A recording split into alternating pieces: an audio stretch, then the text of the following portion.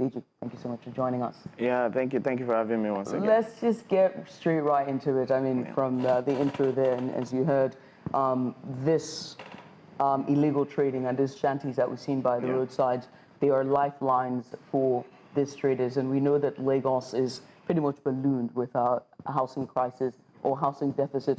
But one has to also think about the environmental impact, which seems to be the crux of this conversation.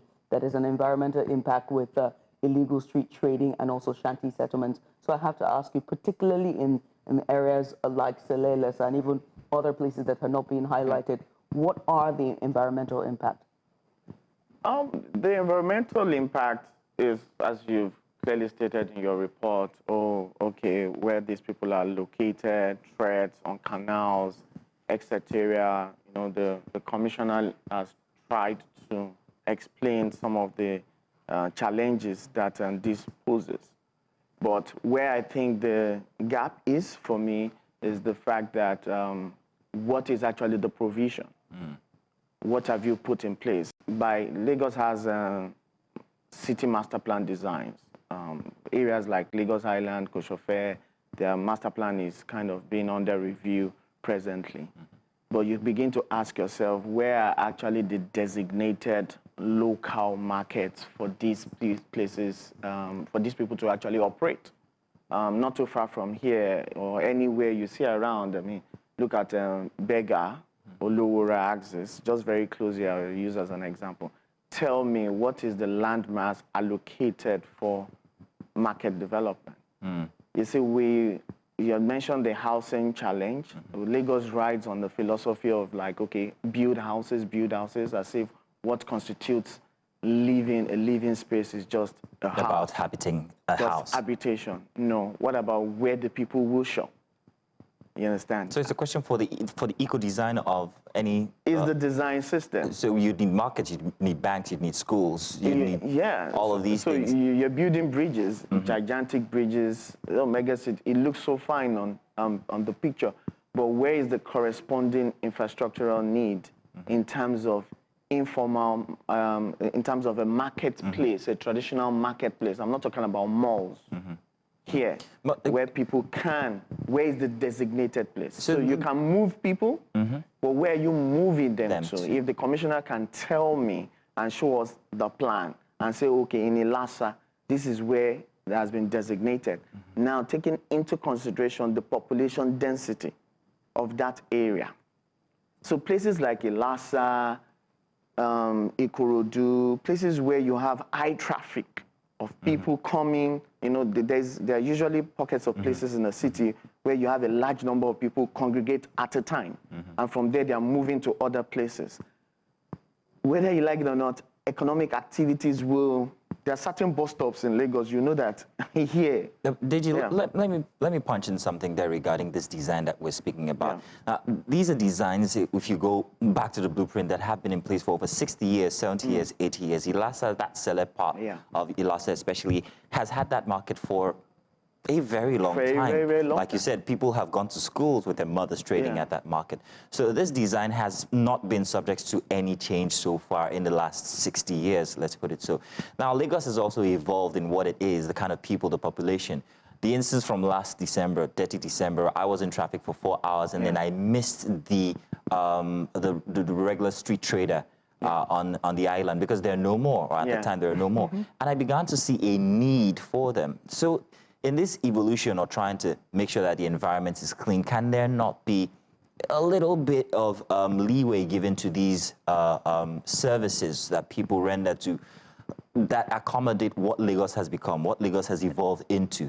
So when you use the word leeway, it's like, oh, let us just, I don't know. Well, not let it go without repercussion, but what I mean is perhaps maybe provide some sort of system. Yeah, so where I'm going is, it's not just a leeway, it's something that you have to do deliberately, and you have to plan with concrete attempt. I'm going to use an example of Alade Market. Alade Market has been demolished for how long? For how many years Continuously. now? Alade Market was brought down. That's more or less like a local market serving people within the island axis. Look at the structure that has come up there now, a mall looking like structure. Is that really city planning?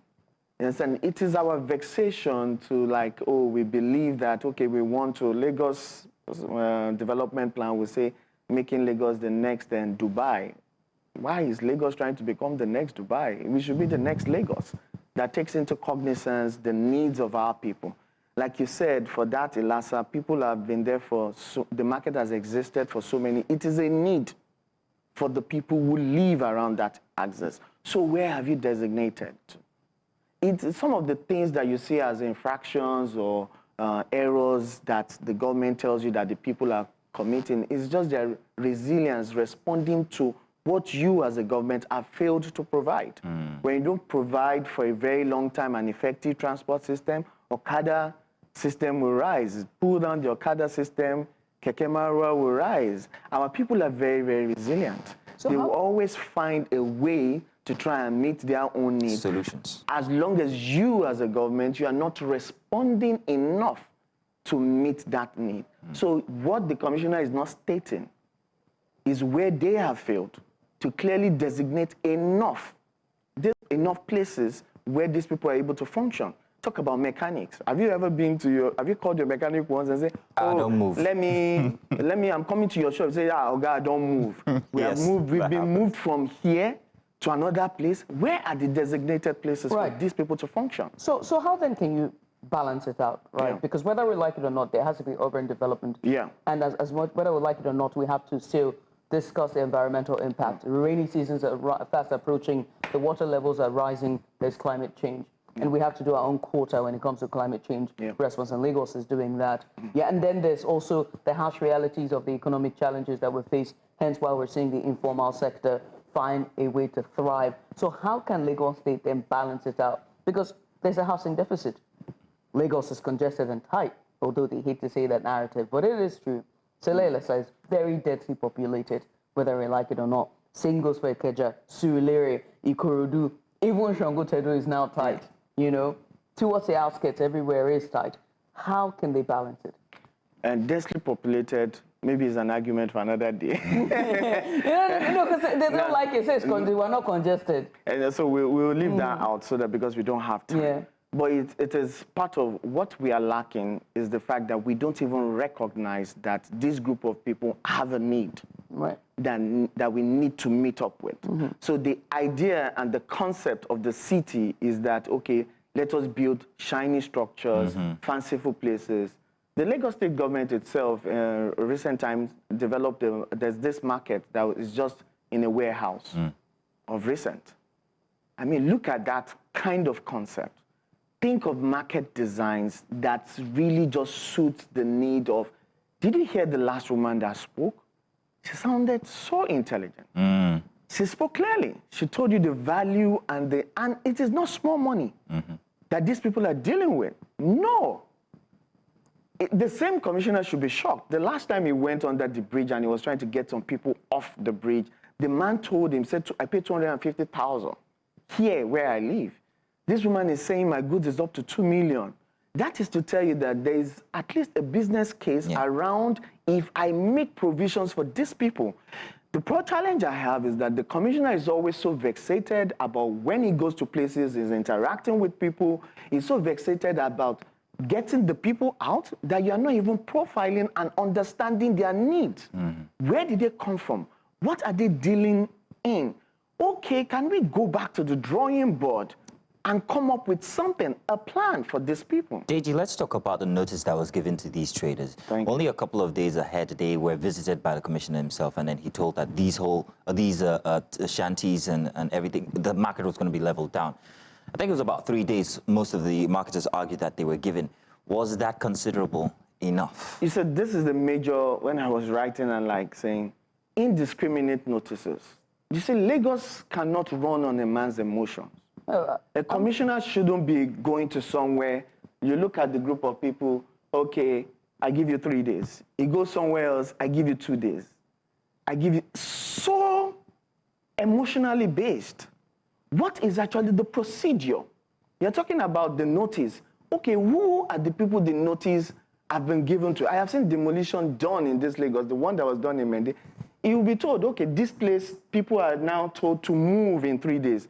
when the execution is about to happen, the people who are executing goes beyond so much an emotional outburst and just instructions that are just nothing structured, nothing formal. Some people, depending on how powerful they are, they have the ability to go back to Cele-Ilasa, and the government says, okay, we're engaging with them. They're trying to come up with the concept of as built. That is, okay, it has been done, but we are beginning to look at the concept of as built. How can we plan around it? What you give some people that kind of leverage? Yes, there's a provision for that. But some people, depending on who they are and what the capacity. In this same state, when Magodo residents were going to be pushed out, and the police came and the families that owned the land showed up, the Lagos State governor ran there that same day to protect the people of Magodo. To say, oh, this injunction will not take place. Oh, we will negotiate with them, we'll talk to them, we'll go back to this, we'll go back. In defense of those people. You and I know the caliber of people who live in Magodo. On that, okay, go ahead. Just give me a sec. I wanted to touch on something that you said earlier on when you were answering me. You were talking about the fact that, the responses, remember you talked about when they were living under the bridge, just as you get off Ikoyi. That was a very popular reportage that came out in the news from last year, 2024. And you said that they were paying rent of 250,000. And you sort of leaned towards it, saying that it's very indicative on the commissioner, the honorable, and the Lagos State government. And so I have to ask you, do you think that they have done enough when it comes to the landowners or the people who claim to be leasing out these places or these spaces? Because the people who are in these shanties are definitely paying levies, they are definitely paying tax, and I'm certain they are paying some certain rent money. So do you think that even the shanties themselves, them existing and to have been there, those erections to be there for that long, that occupancy for as long as 50, 70 years and counting, is indicting on Lagos State government? Because where's all the levies and the money going to? I grew up in Lagos knowing fully well how local governments, for instance, some of these stalls that you're talking about were actually even erected by local government. Area G, very close here, the garden opposite it is supposed to be a garden. There are stalls now. Do you erect anything in Lagos and somebody is not collecting something from you, even if it is an area boy who has been empowered by a political institution? Do you operate in Lagos just by yourself? Do people just set up things, set up stalls, and somebody is not collecting a levy? That is even very closely related to the even the umbrella, the people under the umbrellas are complaining of being levied local now. Governments generate, they pay tickets every day. Exactly. So you're not talking about the challenge that you have with the local government structures who are enabling some of these things. You're only talking about the people. There is no, you can't just set up, try it. Go outside your house and set up something in front of your house. But Deji, let's bring in the balance now regarding the effect on the environment. Well, I'm hoping that we're not too hard on the Lagos State government because they are trying to, after all, make sure that the Lagosians are healthy. This affected the waterway. And if you've been to Cele, you'd see how much, it's a relief area. That part, it just falls into that canal and it's washed away. To see the amount of dirt generated by the market, and any market would generate so much dirt, you'd realize how much of an importance it is that there be action taken. But what could they have done to at least make the impact on the lives of the people who rely on the market, whether for transactions, for trading, or for at least getting your normal everyday commodities? What could the Lagos State government have done in terms of strategy to either shift, move, compensate, eliminate, at this point it seems that's the word, this menace of the pollution that we see?